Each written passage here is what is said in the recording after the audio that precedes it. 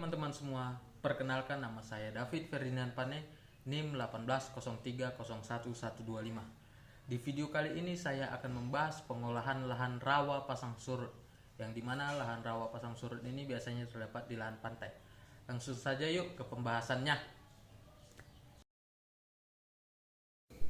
Nah, hal yang pertama-tama yang harus kita ketahui yaitu pengertian dari lahan pasang surut. Dikarenakan lahan pasang surut merupakan bagian dari lahan rawa, kita dapat mengetahui pengertian dari lahan rawa adalah lahan yang tergenang secara terus-menerus akibat drainase yang buruk. Sedangkan lahan pasang surut merupakan suatu lahan yang terletak pada zona atau wilayah sekitar pantai yang ditandai dengan adanya pengaruh langsung limpasan air dari pasang surutnya air laut, ataupun hanya berpengaruh pada muka air tanah. Nah, adapun tipologi lahan pasang surut yaitu yang pertama yaitu ada lahan potensial. Lahan potensial adalah lahan yang paling kecil kendalanya dengan ciri lapisan pirit yaitu sebesar 2%, berada pada kedalaman lebih dari 30 cm. Ciri-ciri dari lahan potensial yaitu tekstur tanahnya liat, kandungan N dan P tersedia rendah, kandungan pasir kurang dari 5%, kandungan debu 20%, dan derajat kemasaman 3,5 hingga 5,5. Yang kedua yaitu lahan sulfat masam. Lahan sulfat masam adalah lahan yang lapisan piritnya berada pada kedalaman kurang dari 30 cm. Nah, berdasarkan tingkat oksidasinya, lahan sulfat masam ini dibagi lagi lahan sulfat masam potensial, yaitu lahan sulfat masam yang belum mengalami oksidasi, dan yang kedua yaitu lahan sulfat masam aktual, yaitu lahan sulfat masam yang telah mengalami oksidasi. Tipologi lahan pasang surut yang ketiga yaitu lahan gambut atau bergambut. Lahan gambut atau bergambut adalah lahan yang mempunyai lapisan gambut. Berdasarkan ketebalan gambutnya, lahan ini dibagi ke dalam 4 sub tipologi, yaitu lahan bergambut, gambut dangkal, gambut dalam, dan gambut sangat dalam. Umumnya lahan gambut kekurangan beberapa unsur hara mikro yang ketersediaannya sangat penting untuk pertumbuhan dan perkembangan tanaman. Berikutnya ada lahan salin. Lahan salin adalah lahan pasang surut yang mendapat intrusi air laut sehingga mempunyai daya hantar listrik 4 ms per cm. Ciri-ciri dari lahan salin diantaranya adalah kandungan Na dalam larutan tanah 8 sampai dengan 15%. Lahan salin adalah lahan pasang surut yang mendapat pengaruh atau intrusi air garam dengan kandungan Na dalam larutan tanah sebesar lebih dari 8% selama lebih dari 3 bulan dalam setahun. Sedangkan lahannya dapat berupa lahan potensial, sulfat masam, dan gambut. Berdasarkan pertimbangan, ada beberapa faktor yang berpengaruh dalam pemanfaatan dan pengelolaan lahan rawa. Di antaranya adalah kedalaman lapisan yang mengandung pirit atau bahan sulfidik dan kondisi lahan tersebut masih dalam keadaan tereduksi atau sudah mengalami proses oksidasi. Yang kedua yaitu ketebalan dan tingkat dekomposisi gambut serta kandungan hara gambut. Yang berikutnya adalah pengaruh luapan pasang dari air salin atau payau. Selanjutnya, lama dan kedalaman genangan air banjir pada lahan rawa. Dan yang terakhir yaitu keadaan lapisan tanah bawah atau substratum.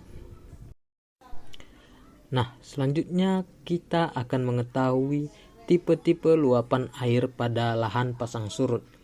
Terdapat 4 tipe luapan air pada lahan pasang surut. Yang pertama yaitu tipe luapan A yang ditandai dengan lahan yang selalu terluapi air baik pada lahan pada waktu pasang besar maupun pasang kecil, dan lahan ini selalu terluapi air pasang baik pada musim hujan maupun musim kemarau. Yang kedua yaitu tipe luapan B, yang dimana lahannya hanya terluapi oleh air pasang besar dan terluapi pada air pasang saat musim hujan saja. Sedangkan pada tipe luapan C, lahan ditandai dengan tidak adanya terluapi air pasang, tetapi kedalaman muka air tanahnya kurang dari 50 cm.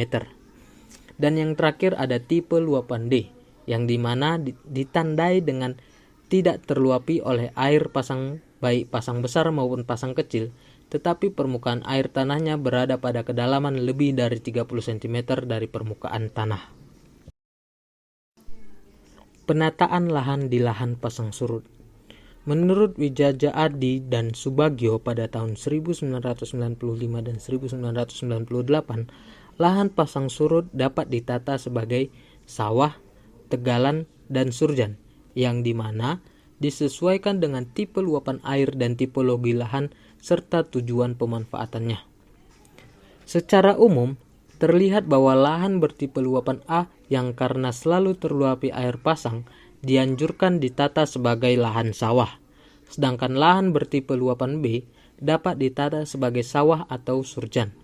Sedangkan lahan bertipe luapan B, C, dan C karena tidak terluapi air pasang tetapi air tanahnya dangkal dapat ditata sebagai sawah tada hujan atau surjan bertahap dan tegalan.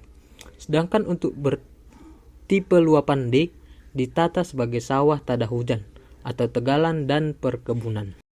Lahan pasang surut tidak terlepas dari pengelolaan tata airnya, yang dimana pengoperasian dan perawatan tata air makro meliputi jaringan saluran primer, sekunder, dan tersier serta pintu air. Sedangkan tata air mikro meliputi jaringan saluran kuarter, saluran keliling, dan cacing. Saluran cacing atau kemalir dibuat dengan jarak 9 meter dan 12 meter. Pada lahan bertipe luapan air A diatur dalam sistem aliran satu arah, sedangkan pada lahan bertipe luapan air B diatur dengan sistem satu arah dan tabat, karena air pasang pada musim kemarau sering tidak masuk ke petakan lahan.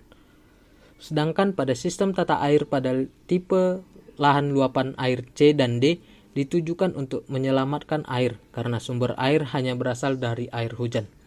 Oleh karena itu, saluran air pada sistem tata air di lahan bertipe luapan air C dan D perlu ditabat dengan pintu air atau stop lock untuk menjaga permukaan air tanah agar sesuai dengan kebutuhan tanaman serta memungkinkan air hujan tertampung dalam saluran tersebut.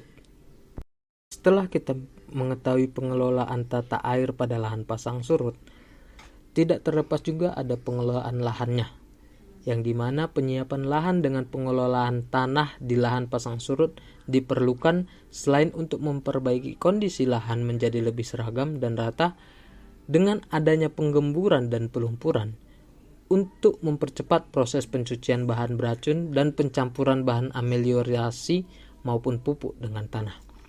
Pengolahan tanah yang memberikan hasil baik dari segi fisik lahan dan hasil tanaman adalah dengan bajak singkal atau tajak diikuti oleh rotary atau glebet yang dikombinasikan dengan herbisida. Bila tanahnya sudah gembur atau berlumpur, baik dan merata yang umumnya dijumpai pada lahan bergambut dengan tipe luapan air A dan B. Pengolahan tanah secara intensif tidak diperlukan, tetapi diganti dengan pengolahan tanah minimum atau tanpa olah tanah yang dikombinasi dengan penggunaan herbisida. Hal ini menunjukkan bahwa di lahan pasang surut untuk pengolahan tanahnya tergantung kondisi lahannya. Walaupun pengolahan tanah diperlukan tapi tidak harus dilakukan setiap musim, karena pengolahan tanah yang dilakukan selang 2 musim tanam tidak menurunkan hasil tanaman. Nah, sekian pembahasan dari lahan rawa pasang surut. Apabila terdapat kesalahan di dalam video, saya mohon maaf. Terima kasih.